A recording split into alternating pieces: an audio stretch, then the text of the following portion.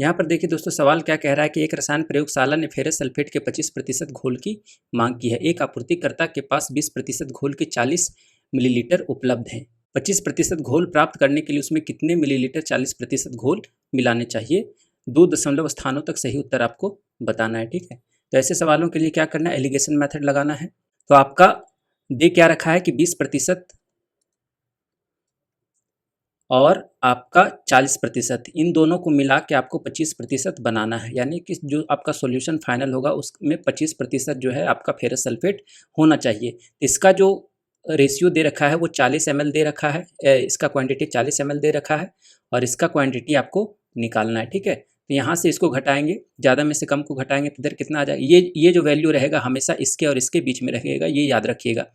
तो 40 में से 25 जाएगा तो ये 15 बन जाएगा और इधर 25 में से 20 जाएगा तो ये 5 बन जाएगा। 5/15 यानी कि 3:1 का क्वांटिटी रेशियो आ गया। और एक्चुअल में क्वांटिटी कितना है, 40 ml, यानी कि 3 यूनिट का मान जो है आपका 40 ml के बराबर है।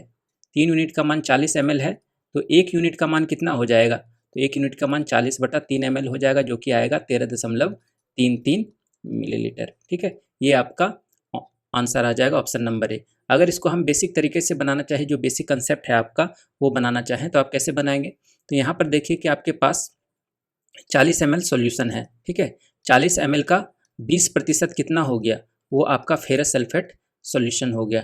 ठीक है, तो 8 ml हो जाएगा।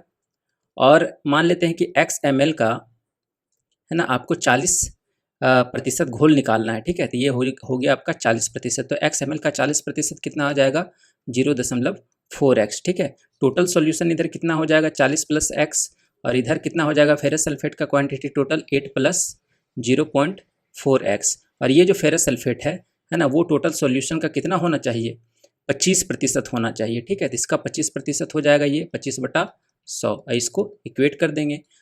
अब इसको सॉल्व कर लेंगे तो कितना आ जाएगा, 25 चौका 100 और इधर 4 से गुना करेंगे तो 40 + x = कितना आ जाएगा, 32 + 1.6x। तो इधर 0.6x हो जाएगा, 40 में 32 जाएगा तो 8, तो x बराबर कितना हो जाएगा, 80/6, यानी कि 40/3 यानी कि 13.33 ml जो होगा आपका आंसर होगा दोस्तों। ठीक है, तो आप दोनों तरीके से इसको बना सकते हैं। ये टोटल सॉल्यूशन हो गया, ये फेरस सल्फेट का सॉल्यूशन हो गया।